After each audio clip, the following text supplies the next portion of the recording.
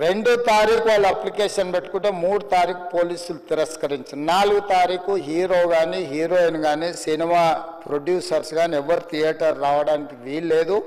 ఈ థియేటర్లో మేము సెక్యూరిటీ ఇవ్వలేము. ఈ థియేటర్కు ఉన్నది ఒకటే దారి. ఈ దారిలో ఇంతమంది వేలాది మంది అభిమానులు వచ్చినప్పుడు మేము కంట్రోల్ చేయలేము, వద్దు అని తిరస్కరించారు. తిరస్కరించిన తర్వాత కూడా 4 తారీఖు 9:30 ప్రాంతంలో హీరో రావడం జరిగింది. రావడం కారులో వచ్చి థియేటర్లో పోయి సినిమా తెచ్చి మళ్ళీ కారులో వెళ్ళిపోతే పెద్దగా ఇంత ఇబ్బంది జరుగుతుండేనేమో లేదో నాకు తెలియదు. కానీ ఎక్స్రోడ్ చౌరస్తా కంటే ముందు నుంచే కారులో రూఫ్ టాప్ ఓపెన్ చేసి రోడ్ షో చేసుకుంటే థియేటర్లకు పోవడంతో ఆ చుట్టుముట్టుతున్న 7-8 థియేటర్లలో ఉన్న సినిమా అభిమానులు మొత్తం ఇక్కడికే రావడంతో వేలాది మంది జమ అయినారు. ఆ గేట్ ఒక్కసారి హీరో కారు లోపలికి పంపించడానికి ఆ ఉన్న గేటు తెరవడంతో వేలాది మంది ఒక్కటేసారి ఉప్పెనలాకి వచ్చారు. ఆ ఉప్పెనలో చనిపోయిన రేవతి, ఆమె కొడుకు, భర్త, కూతురు వాళ్ళు అలాగైపోయి కొడుకు తల్లి ఒక పక్కన పోయి ఆ జనాల నుంచి తప్పించుకొని టికెట్ చేసుకొని ఆ తొక్కిసలాటలు హీరోను థియేటర్ లోపలికి తీసుకుపోవాలనుకున్న టైంకి అతను బండి మీద రోడ్ షో చేసి దిగేటప్పటికి వేలాది మంది హీరోను కలవడానికి చొచ్చుకొచ్చారు ముందుకు. అసలు అంటే ఈ రకమైన వాతావరణంలో అతన్ని లోపలికి తీసుకువెళ్ళాల్సిన సందర్భంలో అతని ప్రైవేట్ సెక్యూరిటీ ఇవాళ మనం ఫంక్షన్లలో బౌన్సర్లు అని మనం చూస్తూ ఉన్నాం. 50-60 మంది సరిగ్గా లెక్క తెలియదు, 50-60 అని అంటున్నారు, నెంబర్ 4 ఎక్కువ తక్కువ. ఆ బౌన్సర్లు అందరు మీదికి వచ్చే అందరు అభిమానులను విపరీతంగా అడ్డంగా ఎట్లా పడితే అట్లా తోయడంతో అటు నుంచి అభిమానులు హీరోని చూడాలి కలవాలని ఒకవైపు నుంచి వాళ్ళని హీరో దగ్గరికే రానియొద్దని ఆయన ప్రైవేట్ సెక్యూరిటీ వెనక్కి నెట్టడం వల్ల ఈ తొక్కిసలాటలో హీరో థియేటర్కి వెళ్ళి లోపలికి వెళ్ళి చూసినాక పోలీసులు ఈ మొత్తం క్రౌడ్ని ఈ మొత్తం అక్కడ ఉన్న జమైన జనాలను అందరిని కూడా తీస్తే ఒక్క తల్లి కొడుకు అక్కడ శవాలుగా పడి ఉన్నారు.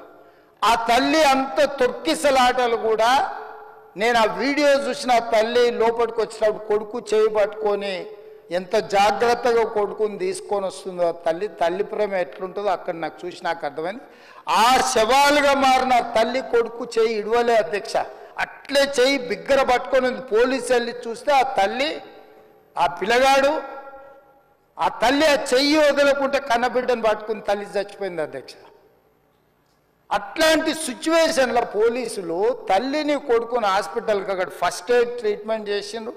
పోలీసులు ఏం డాక్టర్లు కాదు, హుట్టిన తరలించిండ్రు. హాస్పిటల్కి వెళ్ళిన తర్వాత తల్లి చచ్చిపోయింది, పిల్లోడు కోమాలు ఉండు. ఆల్మోస్ట్ పోలీసులు పిల్లవాడు కూడా చచ్చిపోయింది అనుకున్నారు. బ్రెయిన్ డెడ్ అయింది, ఆక్సిజన్ అందక ఆ అబ్బాయికి. సో ఆ సిచ్యువేషన్లో వెనక్కి పోలీసులు వచ్చి హీరో గారికి విషయాన్ని తెలియజేసి హీరో గారు వెళ్ళిపోతే హీరో ఎందుకు వెళ్ళిపోవాలనుకున్నారు పోలీసులు అంటే ఇంకా వేలాది మంది అభిమానులు అక్కడనే ఉన్నారు.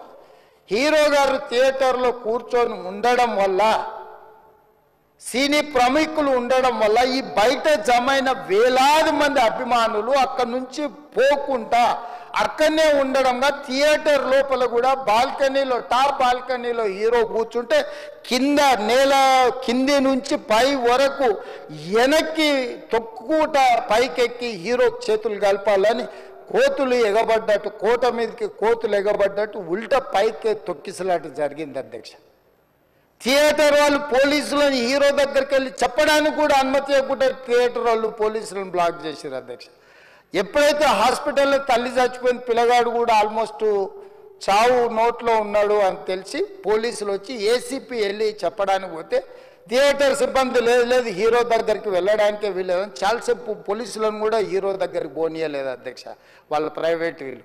చివరికి ఏసీపీ కోపం వచ్చేసి మిమ్మల్ని అందరిని తీసి లోపల వేయాల్సి వస్తుందని చెప్పి పోయి హీరోకు ఏసీపీ క్లియర్గా ఇద్దరు చనిపోయినరు, మీరు ఇక్కడ కూర్చుంటే థియేటర్లోనే కాదు థియేటర్ బయట ఉన్న వేలాది మంది ఈ సినీ అభిమానులను మేము కంట్రోల్ చేయలేకపోతున్నాం. లా అండ్ ఆర్డరు శాంతి భద్రతలు చేయి దాటిపోయినాయి. మేము లాఠీ చార్జ్ చేయాల్సిన పరిస్థితి ఉంది.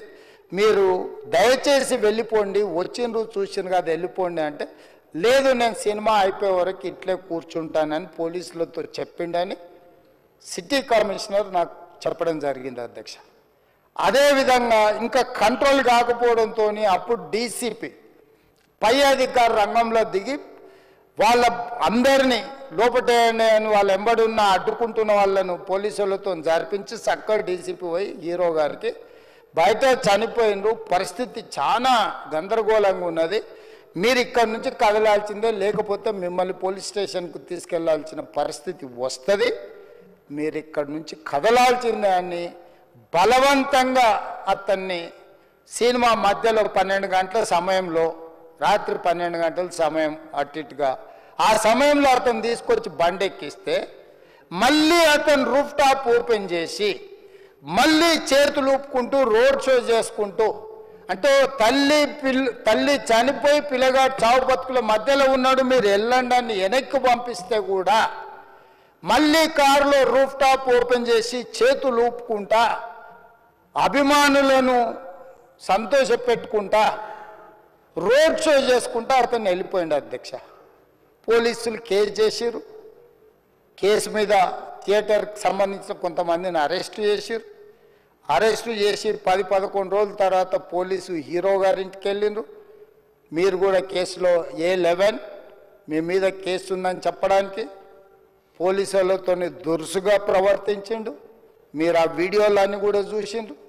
ఆ పరిస్థితిలో చట్టాన్ని అమలు చేసే పోలీసులు ఆల్రెడీ ప్రాణాలు పోయినాయి, ఒక నిరుపేద తల్లి చనిపోయింది, కొడుకు చావు బతుకుల మధ్యలో ఉన్నాడు. ఆ రోజు కోర్టుల కేసులు కూడా వస్తున్నాయి, కోర్టుకు కూడా మీరు విచారణలు ఏం చేసిండ్రని కోర్టుకు కూడా పోలీసులు జవాబు చెప్పాల్సిన పరిస్థితి ఉంది అధ్యక్ష. దాంతో మాట్లాడితే వాళ్ళు చాలా బాధ్యతారహితంగా సమాధానాలు ఇచ్చారని మా పోలీస్ సిబ్బంది చెప్తున్నారు. దాంతోనే అతన్ని పోలీస్ స్టేషన్ తీసుకెళ్ళారు అధ్యక్ష. ఇక్కడి వరకు ఒక హీరో, ఒక థియేటర్లో జరిగిన సంఘటనలు, వీటన్నిటి నేపథ్యంలో పోలీసులు వాళ్ళ విధి నిర్వహణ నిర్వహించారు అధ్యక్ష.